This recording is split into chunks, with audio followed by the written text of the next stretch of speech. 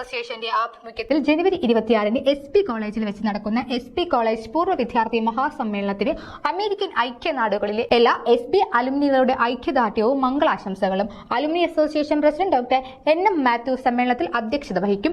SP പൂർവ്വ വിദ്യാർത്ഥി കൂടിയായ Bangalore Xavier institute of management and entrepreneurship ചെയർമാനായ പ്രൊഫസർ ജെ ഫിലിപ്പ് മുഖ്യാതിഥിയായിരിക്കും.